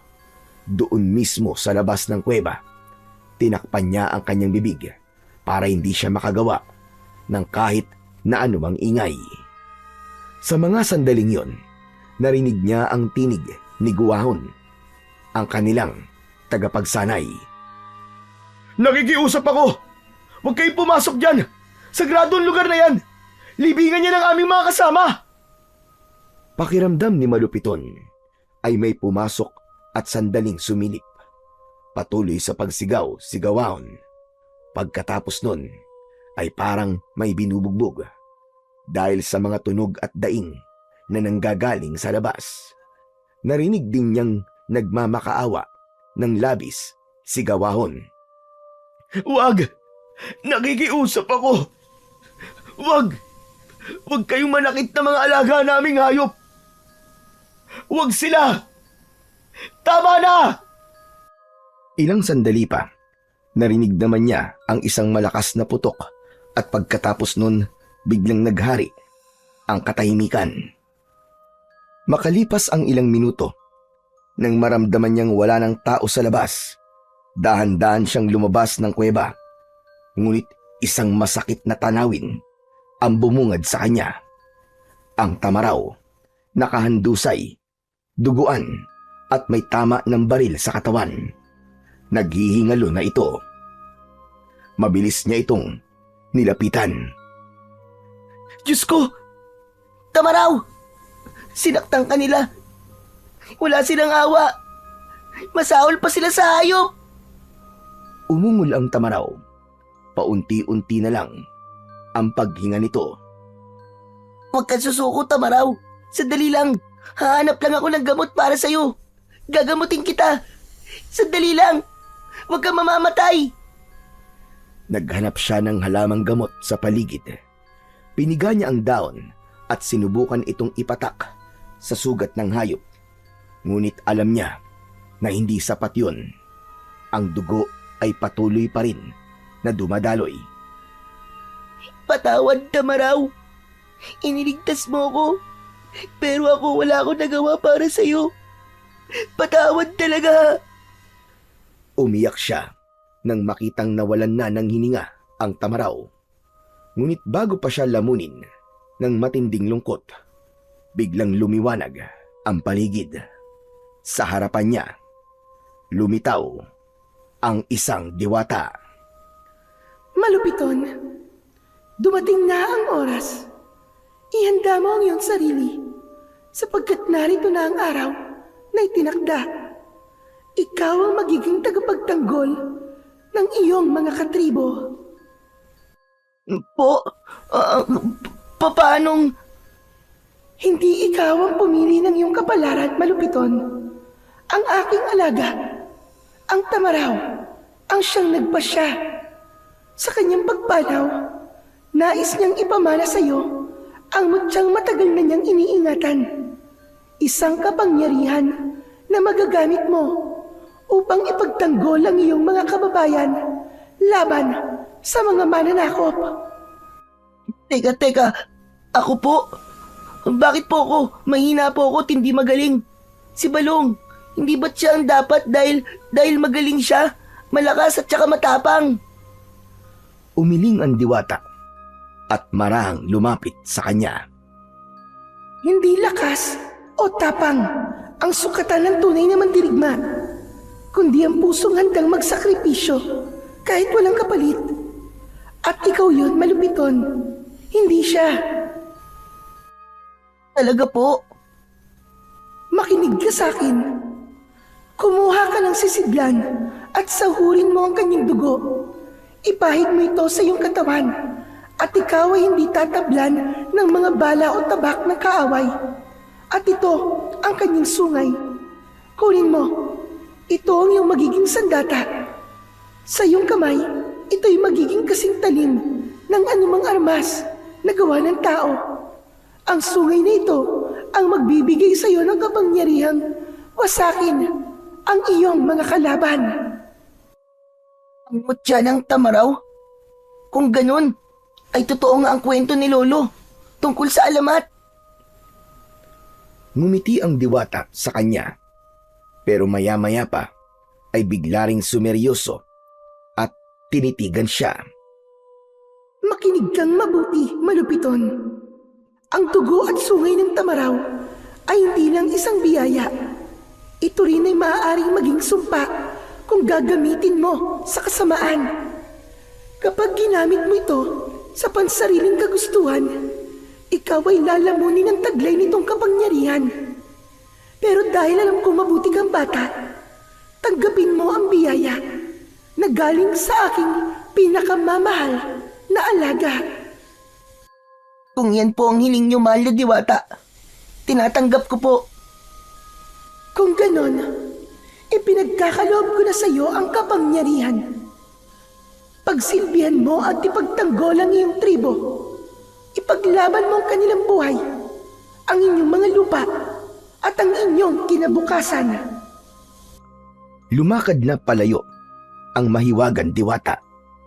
Ilang sandali pa, nakita niya mismo sa kanyang mga mata ang pagbangon ng kaluluwa ng Tamaraw. Sumunod ito at sumabay sa diwata. Bago sila tuluyang naglao, tumango ang Tamaraw na tila nagpapaalam sa kanya. Biglang sumabog ang liwanag sa harap niya at naglaho na ang liwanag. Naiwang mag-isa si Malupiton. Huminga siya ng malalim, pero sa halip na matakot, nakaramdam siya ng kakaibang kapayapaan sa kanyang puso. Isang ngiti ang gumuhit sa kanyang mga labi. Masaya siya na siya ang pinili upang maging tagapagtanggol ng kanilang tribo. Alam niya sa sarili niya na mula sa araw na yon ay hindi na siya magiging anino lang ng iba. Hindi na siya ang batang tahimik lang. Hindi na siya mahina at hindi na siya tatawaging anak lang ng lakan. Ipinangako niya sa kanyang sarili na yayakapin niya ang lahat ng tungkuling nakaatang sa kanya at ang kapangyarihan na ibinigay sa kanya ay gagamitin niya hindi para sa sarili kundi para sa kanyang mga katribo. Dahan-dahan siyang lumapit sa bangkay ng Tamaraw. Maingat niyang pinuno ng dugo ang kanyang sisidlan at pagkatapos ay nagpahid siya sa kanyang buong katawan, mula ulo hanggang paa. Pagkaraan ay napatingin siya sa gilid ng kuweba. Doon niya nakita ang isang matulis na bato na ginagamit ng matatanda upang alisin ang laman sa buto ng yumao bago ilagak sa kuweba. Kinuha niya ito at siya niyang ginamit para kunin ang sungay ng dakilang tamaraw. Lumuhod siya sa tabi ng bangkay at sinimulang ihiwalay ang sungay sa katawan. Patawad at maraming salamat, Tamaraw. Ang sakripisyo mo ay hindi masasayang. Pinapangako ko yan. Habang unti-unting nahihiwalay ito, may dumadaloy na init mula sa mismong sungay papasok sa kanyang kamay, at nang tuluyan niya itong makuha, sumiklab ang malamlam na liwanag mula rito, tanda ng kapangyarihang pumaloob sa kanya. Mutya ng dugo at sungay. Sa iyong biyaya, hindi ko hahayaang bumagsak ang aming tribo. Ipagtatanggol ko sila sa abot ng aking makakaya. Inilapit niya sa kanyang noo ang sungay, tanda ng kanyang lubos na paggalang. Saglit siyang nanahimik bago tumayo at itinago ang sungay sa kanyang likod. Itinali niya ito gamit ang baging. Nang matapos ay napansin niyang madilim na ang paligid. Oras na. Kailangan ko nang bumalik. Hindi na ako pwedeng magtagal dito. At baka mahuli na ako. Baka wala na akong abutan sa tribo namin. Naglakad na siya pauwi sa kanilang maliit na komunidad. Nang malapit na siya, may napansin siyang aninong gumagalaw sa hindi kalayuan. May nakatayo roon at sumisilip-silip sa direksyon ng kanyang lugar. Pinagmasdan niya ito ng mabuti. Ilang sandali lang ay agad niya itong nakilala. Mabilis niya itong nilapitan at tinapik sa balikat. Balong! Nanlaki ang mga mata ni Balong. Muntik na siyang mapasigaw nang makita ang anyo ng batang tumapik sa kanya. Agad namang tinakpan ni Malupiton ang bibig ng kanyang kaibigan. Balong, huwag ka matakot. Ako to, si Malupiton. Ikaw? Teka, ano nangyari sa'yo? Bakit ganyan ang itsura mo? Ipinagkaloob sa akin ng diwata ang mutya ng dugo at sungay ng tamaraw. Ano ka mo? Ano bang kalokohan yan, Malupiton? Maniwala ka sa akin, Balong. Hindi ako nagbibiro. Tara na, kalabanin na natin sila. Saglit na natahimik si Balong. Ibinaba nito ang tingin, saka ngumisi ng bahagya. Sandali lang. Bakit nga pala ako nakikipag-usap sa'yo? Hindi na pala tayo magkaibigan. Kanya-kanya na tayo, di ba? Medyo tumaas ang kilay ni Malupiton, ngunit hindi na niya hinayaan na humaba pa ang usapan. Nilambing niya na kagad ito at bahagyang hinawakan sa balikat. Nagsalita siya ng may sinseridad. Alam ko, at handa akong tanggapin ang lahat ng galit mo. Pero ngayon, kailangan nating magkaisa. Kailangan nating kalimutan ang tampuhan natin, Balong. Kung hindi tayo magtutulungan, hindi natin maililigtas ang ating mga kasama. Kailangan nating maging magkakampi sa laban na to. Tumitig si Balong sa kanya. Ilang sandali pa'y bigla na lamang nitong niyakap si Malupiton ng maigpit. Patawad, Malupiton. Alam ko namang mali ako eh. Patawarin mo ako, kaibigan ha. Pinairal ko ang kayabangan ko at saka inggit. Pasensya ka na talaga. Pinisil ni Malupiton ang balikat ng kaibigan. Wala yun, Balong.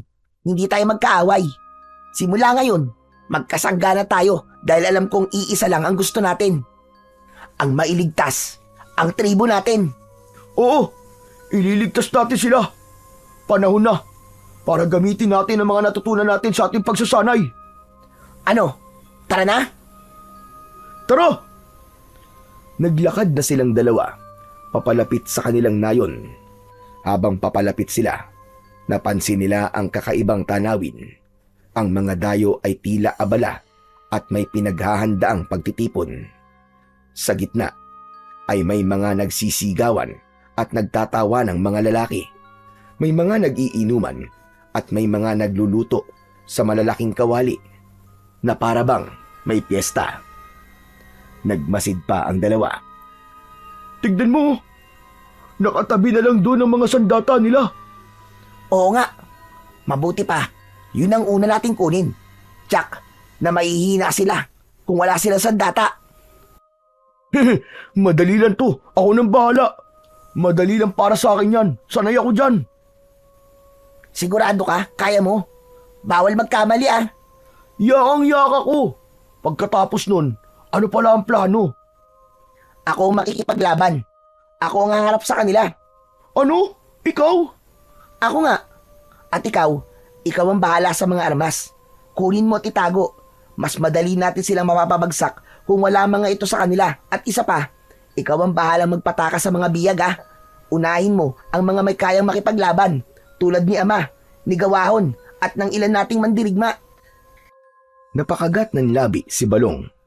Noon niya lang nakita ang ganoong ningas sa mga mata ng kaibigan niyang si Malupiton. Matapang, walang pag-aalinlangan at puno ng determinasyon. Ibang-iba sa dating Malupiton. Kung ganun, ako na ang bahala. Huwag ka mag-alala. Gagawin ko ang lahat para magtagumpay. Nagkatinginan ang dalawa at parehong tumango. Habang lumalalim ang gabi, mas lalo pang naging maingay ang pagdiriwang ng mga dayo. Maya-maya pa ay sinenyasan na siya ni Malupiton. Tumango si Balong. Gumapang siya papalapit. Dahan-dahan, tila isang ahas. Samantala, nanatiling nakamasid si Malupiton, handang sumaklolo anumang oras. Ang ilan sa mga dayo ay lasing na. Nagtutulakan, nagtatawanan at nagsisigawan na. Kaya naman, hindi nila napansin ang ginagawang pagkilos ni Balong. Isa-isa niyang kinuha ang mga baril at isinilid sa dala niyang sako. Nanginginig ang kanyang mga kamay habang ginagawa ito. Biglang may isang dayo ang dumaan malapit sa kubo. Natigilan si Balong, halos hindi makahinga. Ngunit sa kabutihang palad, dumaan lang ito. Umihi at muling bumalik sa kasiyahan. Nang makasiguro, mabilis na gumapang si Balong papalayo. Dala ang mga armas. Magaling, Balong! Nagawa mo! Sabi ko naman sa'yo yakang-yaka ko yun Agad nilang itinago ang mga armas. Tinabunan nila ito ng mga dahon. Oras na. Kapag sumugod ako, patakasin mo na mga kasama natin ah. Para may kasama tayong lalaban. Tumango si Balong. Seryosong nakatingin sa kanyang kaibigan. Sige, panahon na para ipakita natin kung sino talaga ang mga anak ng tribo. Humanda sila! O ano, Balong? Handa ka na? Handang-handa na, kaibigan! Sa mismong sandaling yon, lumabas mula sa kanyang pinagkukublian si Malupiton. Tumayo siya sa gitna at sumigaw. Umalingaw-ngaw ang kanyang tinig. Itinaas niya ang matalim na sungay ng Tamaraw. Lumayas kayo sa lupain namin! Mga sakim na dayo! Nung una ay nagulat ang mga ito nang makita ang anyo ni Malupiton. Ngunit di nagtagal ay bigla silang nagtawanan.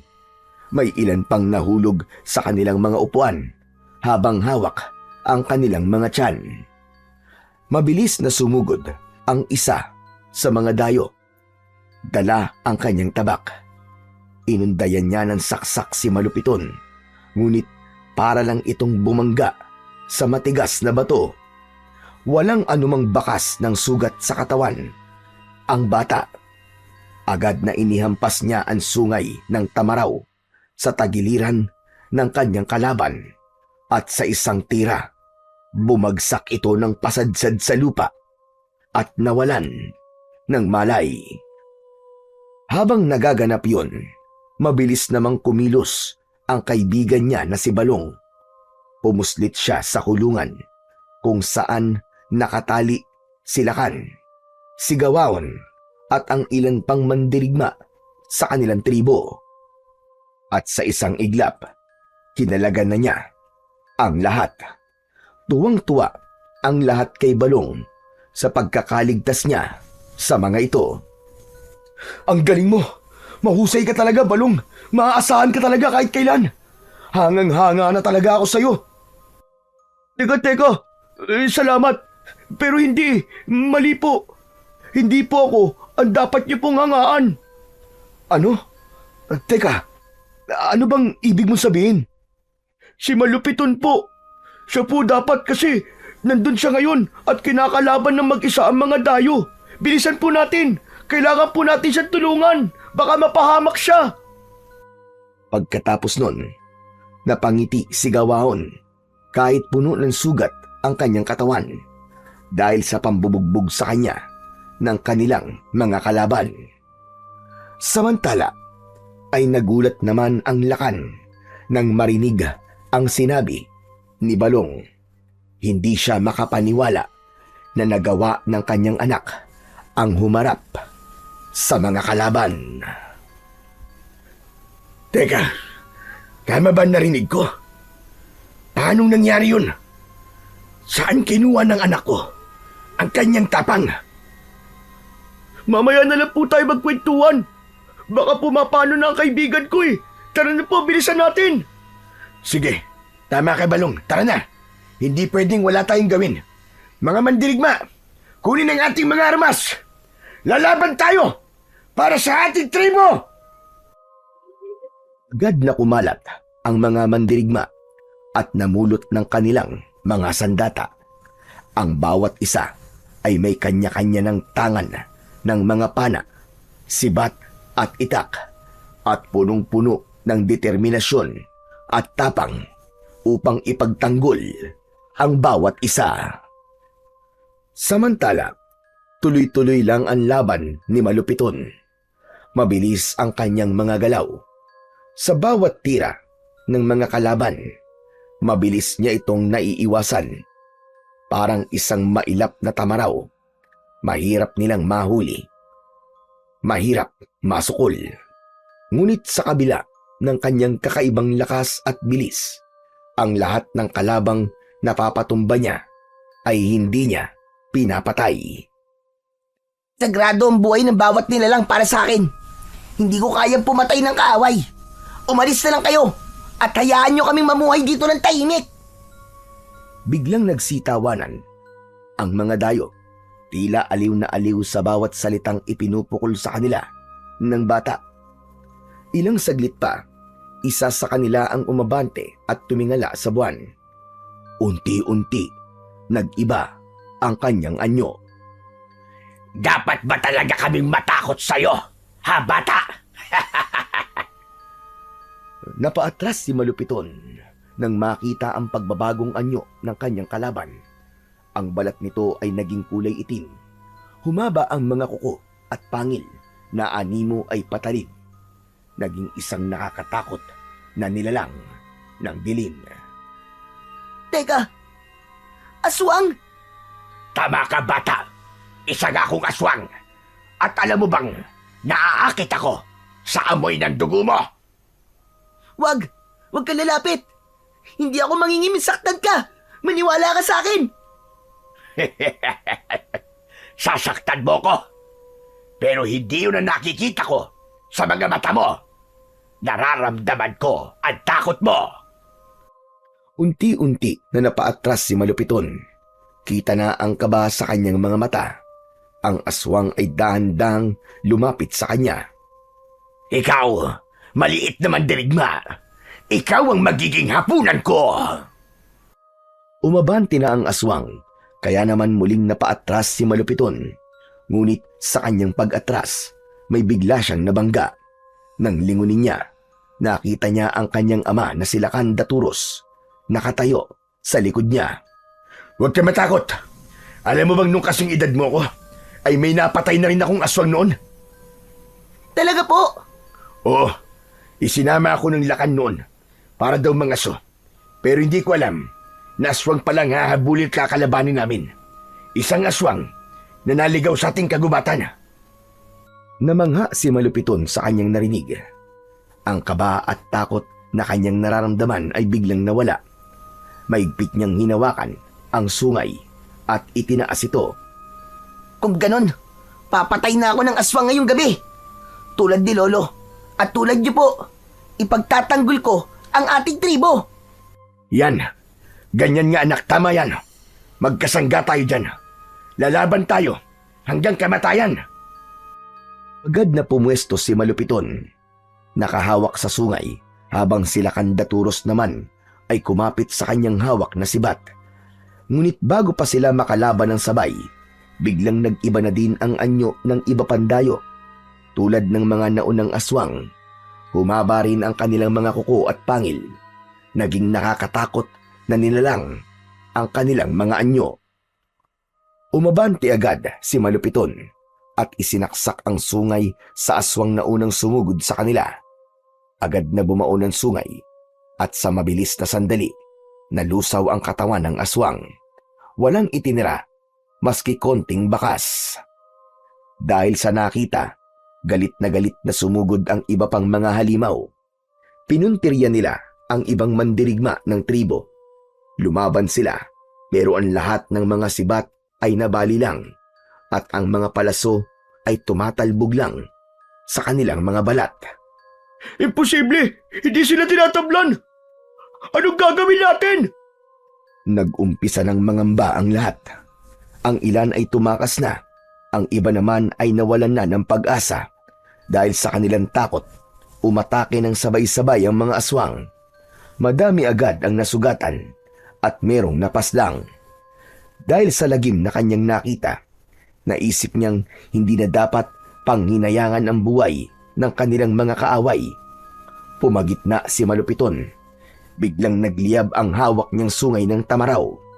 Dumaloy ang init nun sa kanyang mga bisig. Agad na sumugod ang isa, pero mabilis lang na tinapos ni Malupiton ang kanyang buhay. Nahiwa ito sa tiyan at nahati ang halimaw sa dalawang bahagi. Bumagsak ito sa lupa at hindi na muling nakabangon. At pagkatapos nito ay nasunog ang kanyang balat hanggang sa abo na lamang ang natira. Ang galing! Kaya nga! Isa kang ang tunay na mandirigma, anak! Tama! Isa kang ang anak ng lakan. Ang lupit mo, bata! Kaibigan ko yata yan! Muling lumaban ang bata at habang tumatagal, mas lalo pang nagiging mabangis ang kanyang mga paggalaw. Ang kanyang mga mata ay tila nag-aapoy na sa galit. Teka, sandali! Nakikita niyo ba? Bakit ganun? Parang nag-aalab na ang kanyang mga mata. Oo nga, napansin ko din yan. Balong, alam mo ba kung ano nangyayari sa anak ko? Parang may espiritong gumagabay sa kanya. Nang makita nila ang anino ni Malupiton, ay hindi ito pangkaraniwang anino ng isang bata. Sa halip, isa itong anino ng hayop na may sungay. Nagkatinginan ang mga taga-tribo. Hindi sila makapaniwala sa kanilang nakikita. Patuloy pa ring lumalaban ang bata ng mag-isa. Sige anak! Kaya mo yan! Ubusin mo silang lahat! Hinarap ni Malupiton ang natitira niyang mga kalaban. Uubusin ko kayong lahat! Hanggat may lakas ako! Hindi nyo kami magagalaw! Biglang nagliwanag ang sungay. Ang lahat ng mga aswang ay nasilaw sa taglay nitong liwanag. Halos hindi nila maidilat ang kanilang mga mata. Kaya naman, naging mabilis ang kilos ng bata.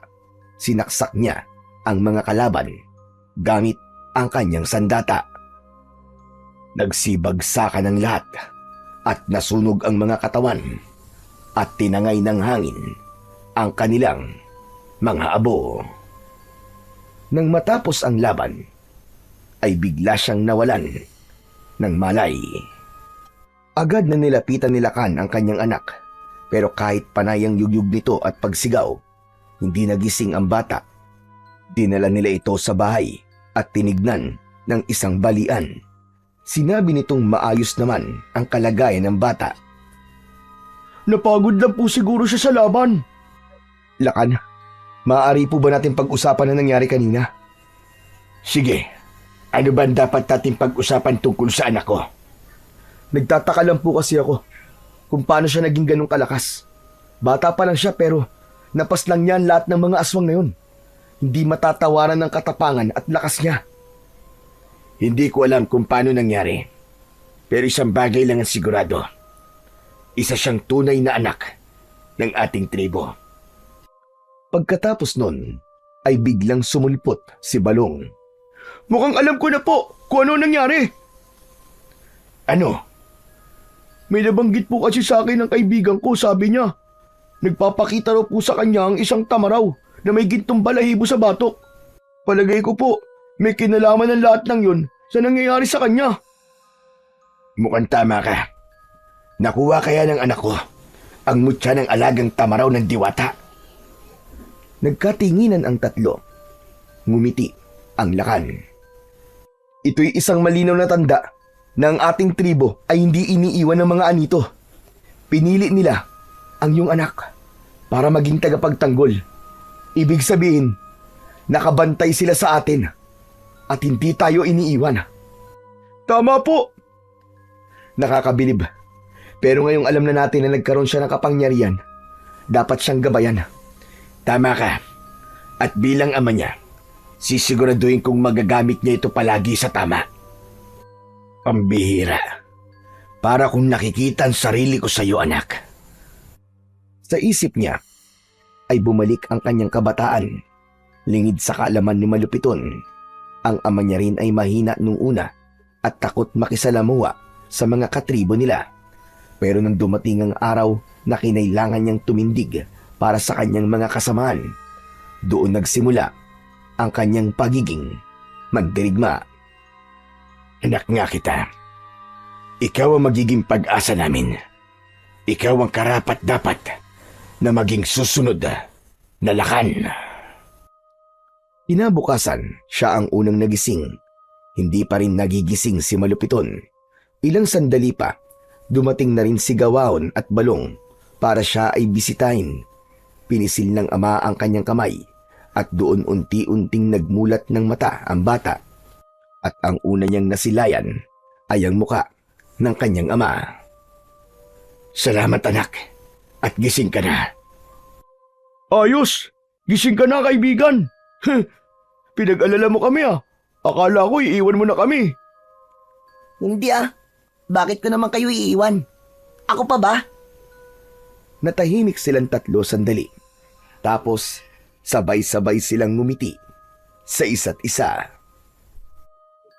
Lumipas ang ilang araw, ang tribo ay muling bumangon mula sa pinsalang iniwan ng mga dayong aswang. Nalibing na rin nila ng maayos ang mga bangkay ng mga nasawing kasamaan. At ang mga nasirang bahay ay pinagtulungan nilang muling maitayo. At habang muling nabubuo ang kanilang pamayanan, mas lalong tumibay ang ugnayan ng bawat isa. Si Malupito naman ay araw-araw na sinasanay ng kanyang ama at ng matatanda sa tribo. Hindi lamang sa pakikipaglaban, kundi pati sa kaalaman tungkol sa pamumuno sa kanilang tribo. Dahil sa wakas, nakita na nila ang potensyal niya bilang magiging susunod na Lakan.